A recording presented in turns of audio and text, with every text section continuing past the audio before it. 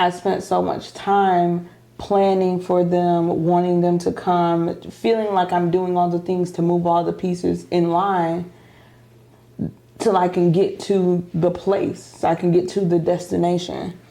And I look up and I was like, I'm 31 years old. I can't spend my whole life planning for 70. I was not at peace where I was. I was just always looking forward. Mm-hmm.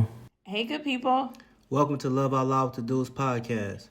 We have tough conversations about our relationships to help you improve yours. We're not perfect. We're just sharing our journey in hopes you can avoid some of the hurdles we've had to overcome. This is a safe space. Let's improve our relationships together as we love out loud. Welcome back, family. I'm Joe. And I'm Amani. This is Lux. And this is Lux. And this is Love Out Loud with the Dudes. She was just asleep, and then as soon as we have conversations, she wake up. For sure. That's no problem. That's what I pray for, her to be part of every conversation in every room. You guys haven't seen us in quite some time. We have a baby now. The baby was in here, and now she is out here, and we've been trying to record an episode, but she wants to be in the episode, so she is in the episode. Yeah, so off camera, we were having a discussion about how being present in the moment is key. We oftentimes think about the future, about the destination, but honestly, you never arrive.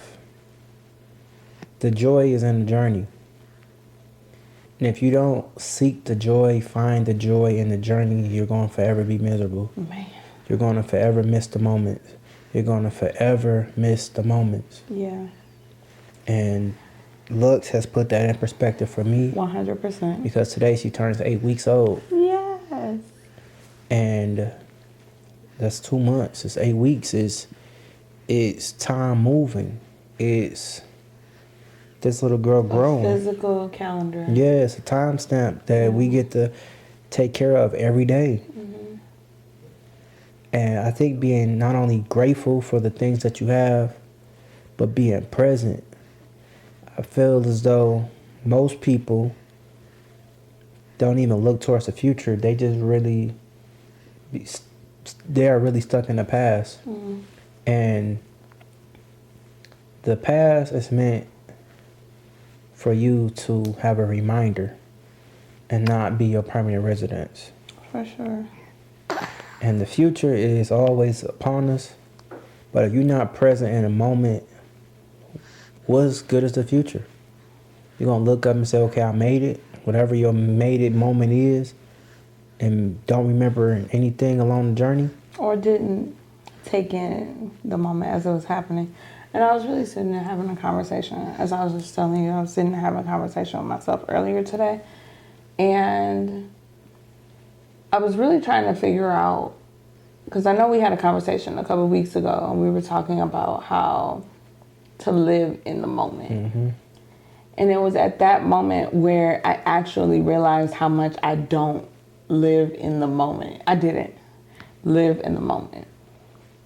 I spent a lot of my life in the future, like planning for the future, seeing the future, making things come, not even making things come, planning for things to come later. And I wasn't actually ever in the moment. I was never present in the way in which I am now, in the way in which I've understood to be now.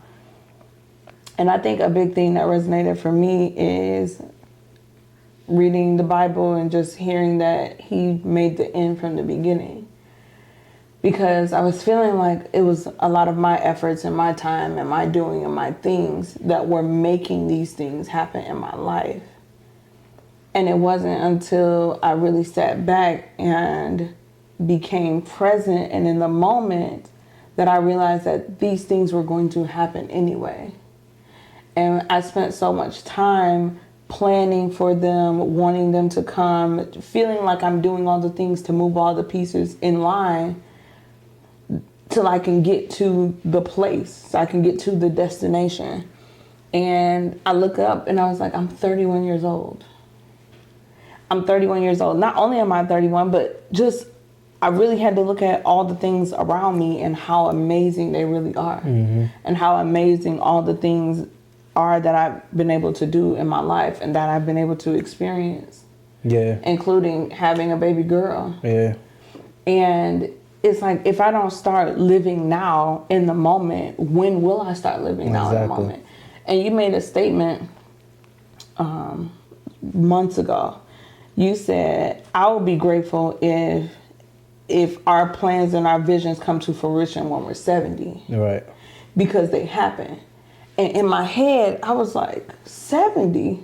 Like, I felt like I'm working on this hard. Like, I want to live in it longer. Like, I want to experience it longer. And it was at that very moment that I realized, well, not even at that moment, in the moment a couple hours ago, no, weeks ago, when we were talking about just being in the moment. It was at that point that I realized that I can't spend my whole life planning for 70. All right. So if it is to happen at 70, I can't spend my whole life waiting for 70. Right. Because there are so many years between here and there where I can actually be present and do all the things that I want to do. Exactly. So even if my end all goal and vision doesn't happen until 70, I have all of this time before that I can still enjoy, that I can still be present, that I can still do all the things that I love. So that has been a revelation for me of just learning how to live in the moment. And I think a big piece that brought that together is I was trying to figure out why I never really decorated a lot of the homes that I lived in. And I always felt like it was my temporary home. And I think her name is, I want to say Carrie Underwood, has a song, it's called Temporary Home. And in the music video, it is speaking about a guy dying and passing on to the next life. But for me, I resonated with that because that's how I always felt about every place I've lived. Like, this is my temporary home. And when I lived in 30,000 or 125,000 or 180,000 or 250,000 or $500,000 house, I never saw that as what it actually was because I wasn't there. Right. You progressing. I was always looking for what was next. I was like, oh no, this isn't my final form. And when people would come and they would see, where I live or just the different things that I've been able to do, they were always like, wow, that's really nice. And I would say, thank you. Now, I'm truly grateful. I'm truly grateful. I'm grateful to be in the space and get to experience it. But now I'm learning to look at it through a different lens. Now I'm learning to look at it for, even if it is temporary, even if it is temporary, how can I make it the best in the temporary situation? How can I really be here and present and enjoy it? And I think what threw another monkey wrench in this for me is, I don't know if it's because when I was younger, someone broke into our house and took everything or what, but I feel like it could always be taken away. And I don't know if that's anxiety. I don't know if that's fear. I don't know if that's, I don't know. See, for me, home has been broken into, I could count on two hands how many times the house of mine has been broken into. I think that's the most important lesson in the story of Job, is that it does not matter what you do. You could do absolutely nothing wrong and it all be taken from you because it was never yours to begin with.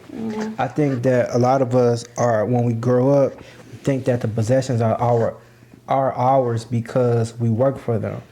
But that's also why the Bible says it is harder for a rich man to get into heaven than it is for a camel to go through the eye of a needle. And it's because someone who thinks that all of their possessions is theirs and don't want to part with them, then you will never be able to get into heaven because you got to understand where it comes from to begin with. And secondly, I just believe, like, I was guilty of that too. Like, I was 23 years old, 22 with a whole ice cream truck. Like, I'm serving neighborhoods. And people were like, oh, I'm so proud of you. And to me, I'm like, this is nothing. Like, and it wasn't that it was nothing. It's just that I'm capable of doing it, and I'm actually doing it. So it's not like something to me that was hard. I set my mind on it. I accomplished it. So I believe that everything that I set my mind on, I can accomplish it and have it. So it's not hard. I just got to get to a point to actually put myself in position to be able to do it. And then it's done. Yep. And I realized that me being able to do it, I just do it. And You gonna hold it? yeah, I think she just want to be present. I just do it. Like, even when I bought my first house, people laughed at me when I did it, but I looked at it from a place of I didn't have to pay rent. A lot of people that was laughing at me was standing in their mama basement. A lot of them still standing in A my lot of them basement. still standing in their mama basement. And I'm like, okay, well, if that's what you're gonna do, fine. It don't make me no difference because I know the goals that I have. And in me being able to do it, I realize now looking back of all the things I've been able to do, that I just been different from the very beginning. And it's not only is it hard for some, especially people we grew up with, to fathom the things of what you've been able to do, a lot of people don't even think it's possible for them. And go back to what you were saying about putting in your work and efforts, is really, that's part of it, but it's For really sure. truly ultimately being obedient. It's if you understand the things in what you're supposed to do, you go do them, no matter how you feel about the Yeah. situation. Is you being disciplined enough to know that in order for me to have these things that I want to have, I got to do this sometimes what I don't want to do. And being disciplined to see the good and the bad. Yeah, because it's a silver lining and everything. At this level in my life, and this stage, and this era of my life, is really me. I'm honing in on the cliches, because I realized that cliches are cliches for a reason. They work. They became so cliche because if you apply it, it's going to work. Yep. It's the reason why it became cliche. So I'm realizing that I'm saying, okay, well, that's why most people who speak, they say things that are simple, but it be so profound at the same time. Like, for example, stay down till you come up. What else is there for you to do? It makes sense, but like, if we really dissect it, what else can you do? Or when they say things like, if you stand for something, if you don't stand for something, you'll fall for anything. True. Like, I understand those things. And now I'm at the point where I'm grateful for it all. I'm enjoying the journey. Now that I have learned and realized that there is no destination, there is no there. There is only There the is journey. no there. All the place that you working to get to, and all the aspiration that you have to be able to pull off this amazing thing, the line just moves. Yeah, and it really just comes down to the simple fact of just getting to a point of being obedient and then doing whatever God say do with the money, with your time, with your effort, with your resources. Because once you get that, then you realize that God said that He give you the land that's flowing with milk and honey. And I think that most of us live our life assuming that we were put on earth to just live, die, and go to heaven. Not the fact that There's something for us to do here too. that heaven can be brought to earth. For sure. Because all earth is an extension of heaven. Yep. God created it because He wanted it to be an extension. And most of us live our life like, okay, when I die, I just get to go. I get to go be with the Lord. Whole time the Lord want to be with you while you're here. That's the reason for the scriptures. Yep. That's the reason for He say that we walk by faith, not by sight. Yep. That's the reason why He say I lay beside you still waters and put you in green pastures. Yep. It's because it's true. And no matter how accomplished you are in this world, if you're not being obedient to God's word, you really don't have nothing. Yep. You can amass all these billions of trillions of dollars and still be feel empty inside. Yep. That's why people die. That's why they commit suicide, because they not fulfilled. They still got this hole inside of them. And God-sized hole. and until we get to a point of, operating in faith and operating in God and Jesus, then we really lost. And I'm still learning how to do that. I'm still learning how to allow God to be the center of my life and not just a part of my life. Yeah. And I'm working very diligently and very hard to get to that point of having him the center. And while I'm doing that, I'm becoming a better version of myself. I understand that all of these things in which I did led me to be this person that I am today. Correct. And all the things I'm doing today leads me to be the better person that I will be tomorrow. Yeah. And in that, I'm enjoying it. Like, I'm enjoying being a little girl father. Yeah. Like, she loves her daddy. And her daddy loves her. Like, she loves going to sleep on me. Like, she enjoys me being her comfort and her peace. Like, I enjoy it. I enjoy it. Like, it's different. Yeah. Like, being a parent is totally, it's a new level. It's a new level unlocked. I feel like when we got married, it unlocked a new level. And now we have a child, and it unlocked another level as well. And so. it's a blessing because we had her in love. You know, it's answered prayers. It's the fact that when I think about all the prayers that I used to ask for and seeing them be answered, it's a constant reminder of how faithful God truly is. Yep. Because when she wakes up, when we have conversations, Yep. and I pray for her to be present in all of the rooms in Yep. which we have conversation in, it's not a burden to me that she woke up. Not at all. Well, none whatsoever. It's An answer prayer. Yep. When we walked in the house and heard crying the other night, and as soon as we walked in, before we kick our shoes off, she stopped crying. Answer prayer. Yeah. She understands our house is peace.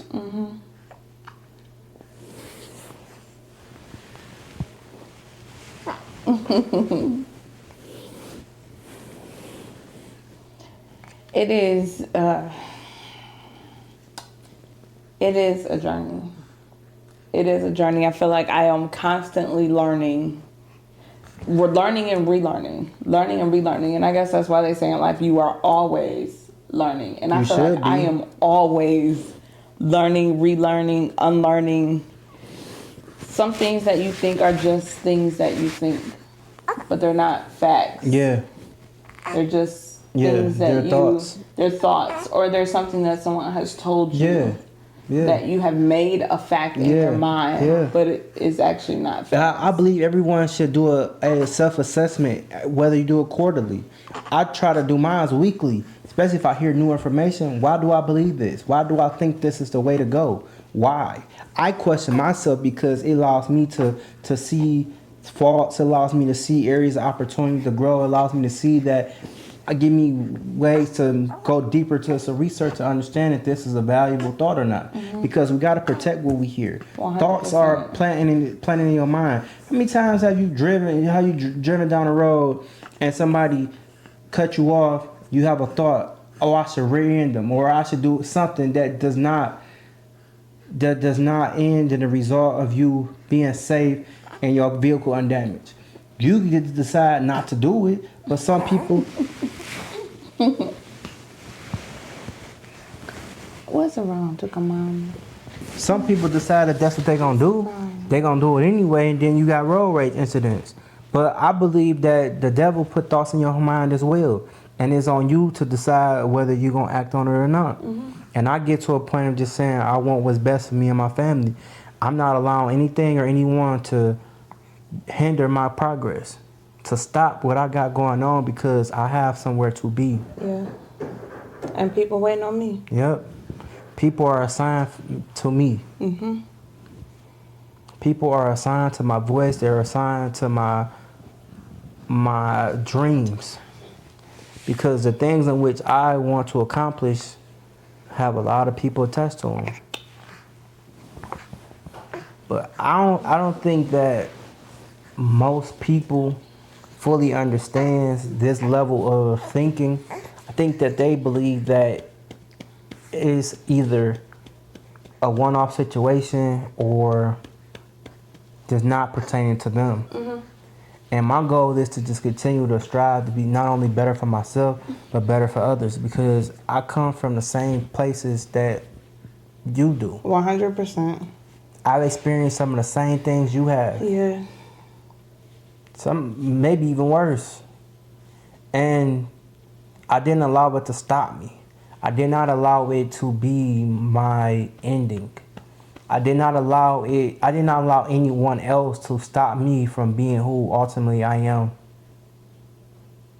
And didn't settle. Your life looks like the level of you your faith. Yep. Wherever you settle is where your life will be. Your life is determined by your settling. Mm-hmm. Wherever you decide is where you want to stake your claim and lay your hat is where it will be. You decide on whatever that level is for you. And ultimately, there's no right or wrong answer to that. It only is subjective onto where you believe you were supposed to be. Yeah. We got to get out of our heads of being distracted by so many different things, because distractions can take you off your purpose, and it could take you away from you. Correct. And finding peace in where you are. I think It's the only way to move forward. I was not at peace at where I was. I was just always looking forward. Mm-hmm. So now I'm making it such a huge thing to be at peace with where I am, because the future is only thing we have that is promised is right now. Yeah. That's it. Yeah. That's the only thing that you have that's promised. I got a call this morning from someone, and they were telling me how someone else had passed. And they were like, yeah, I would just wish they would have did this, and this, or, you know, they were so young. They've only been married 15 years and da-da-da. And I remember thinking, I remember telling them, the only moment that we really have is this one right now. Yeah, you can and so prepare. many people prepare for moments that, or they don't live in the right now because they're always looking forward to what's next, which was me. But I feel like I'm getting all of these different revelations from all these different situations that are being presented, where I'm learning how to be more in the moment, because the only moment you're guaranteed is right now. Yeah, no, I'm not saying go throw all your earnings away. Go just because you still have the opportunity to live. I mean, they tomorrow, understand it. and I just want you to understand that be present now. Set yourself up for tomorrow, and by eating healthy, exercising, and just prioritizing tomorrow, but also prioritizing today. And I think as someone who did not always plan for the future, did not always live in the moment, a big way that I'm doing that right now is just seeing in all days, how can I be here? Like, what can I do to add to today? Mm-hmm. How can I be grateful for what I have now? Because it's so much further than where I was before. Mm-hmm. And it doesn't matter where you are. If you really look around, you are somewhere that you prayed to be. Yeah, that's why I think looking back at your past as a reminder of how far you come. Mm-hmm. It should be a reference point and not a residence. And when I look back on how far I've come, how far I've been removed from the east side of Detroit, and being around the type of people who actually don't want much out of life, I'm grateful.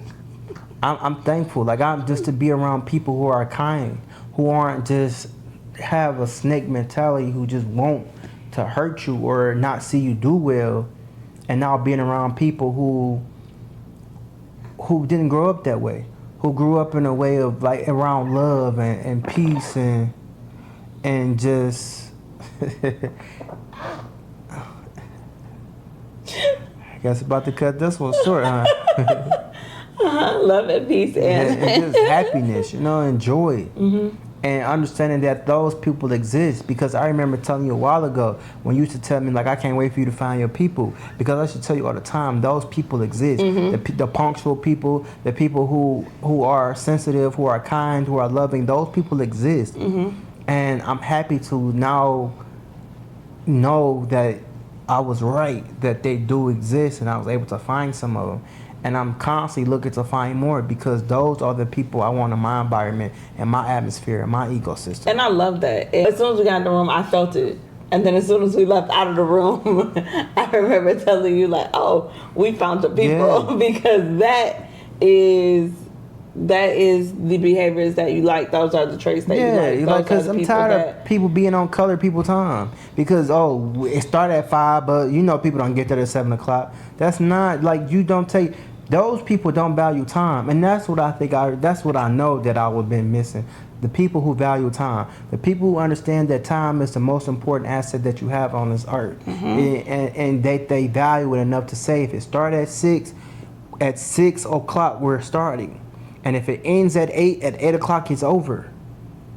And that's fine with me. I actually prefer that. Now, I may go over 5-10 minutes some days, but it's not like every day or every week occurrence. And the fact is that they value time. And in you valuing time, you're able to get so much more done. You're able to get so much more done. You're able to understand that we all truly do have 24 hours in a day. And the question that's always asked is, what did you do with your... Okay. Well, family, I know this one is a little shorter than usual, but we got a baby to attend to. We love y'all. We love y'all. Until next time, it's been the Dudes. Peace.